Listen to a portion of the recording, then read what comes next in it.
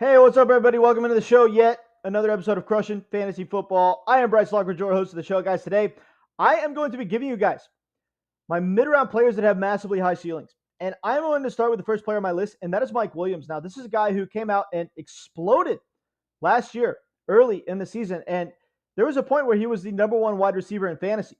Now, for whatever reason, everybody thinks that that's the best season he's going to have. And, we're just never going to see Mike Williams return to that super dominant form again.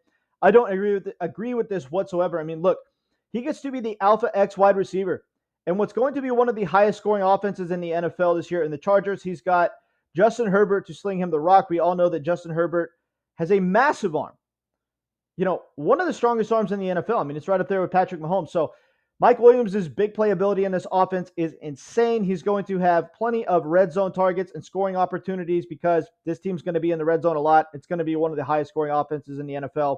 I love Mike Williams' ceiling this year, and he is a very good mid-round pick because of this. Next player on my list is Travis Etienne. Travis Etienne wowed us at the combine.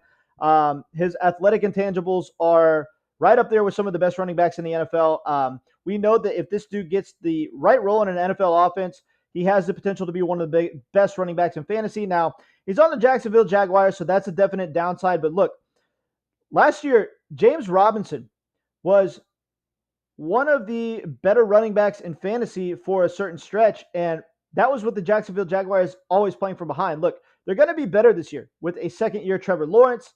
I like Travis Etienne in this offense because they're actually going to be playing with the lead at least some of the time.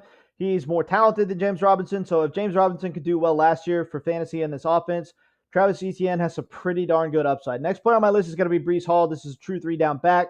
We know that he was drafted for a reason, and that was to be the bell cow workhorse back for this team. You don't really have to worry about Michael Carter competing for touches. Breece Hall is going to get all the work in this offense. And look, this offense is not going to be good, but it's going to be at least a little bit better than people expect. When Mike LaFleur started calling plays for this offense last year, they improved significantly because play calling is very important in the NFL, obviously, and for fantasy production. Look, Breece Hall is going to be kind of the Najee Harris of this season because, last year Najee Harris came in and we knew that his offense wasn't going to be very good. But we knew that he was going to get a lot of volume. And, Breece Hall is going to be that guy this year. He's playing in a suspect offense, but he's going to get a ton of volume, and he has even better big playability than Najee Harris. So if 2021 Najee Harris can perform in that Steelers offense, 2022 Breece Hall can definitely perform in this Jets offense. And I think that he has a freakishly high ceiling. And he's a really good mid-round pick. He could be a top 8 running back in fantasy. Next player on my list is going to be Terry McLaurin. This is a guy who is one of the more talented wide receivers in the NFL. Nobody gives him credit for it, but he's never really had a good quarterback to sling him the rock. He's now going to have, sadly, the best quarterback that he's ever had in Carson Wentz to sling him the rock. Carson Wentz showed the ability to throw the deep ball late last season. This is going to be very good for Terry McLaurin. I think that Terry McLaurin is going to have his best fantasy season ever. He has a tremendously high ceiling on the year and is a good pick in the middle rounds, but understand that he comes with a little bit of a risk. Next player on my list is going to be Kyle Pitts. Guys, Kyle Pitts is one of the more talented tight ends in this league. He came out and had an awesome rookie season. He's going to be the volume hog in his offense this year because they really don't have any other offensive weapons. They are going to be force-feeding Kyle Pitts the ball in this offense, and he does have the upside to be the tight end one in fantasy. It's going to be very exciting to see what this guy can do. And, obviously I have a few tight ends ahead of him, but Kyle Pitts could finish as the best tight end in fantasy this year. His ceiling is tremendously high. Next player on my list is going to be James Conner. Guys, James Conner is a player who absolutely dominated last season when Chase Edmonds didn't play. There were 6 games last year where Chase Edmonds didn't play.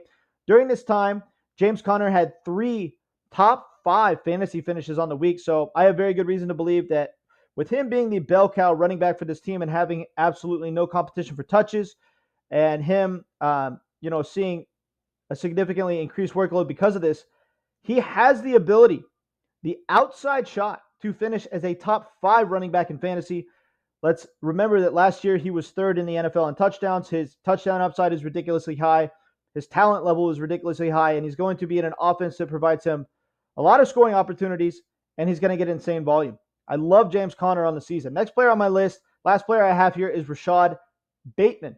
Now, obviously, Rashad Bateman should not be a number one wide receiver in an NFL offense. He doesn't really have the talent level of a wide receiver one, but he is a solid wide receiver.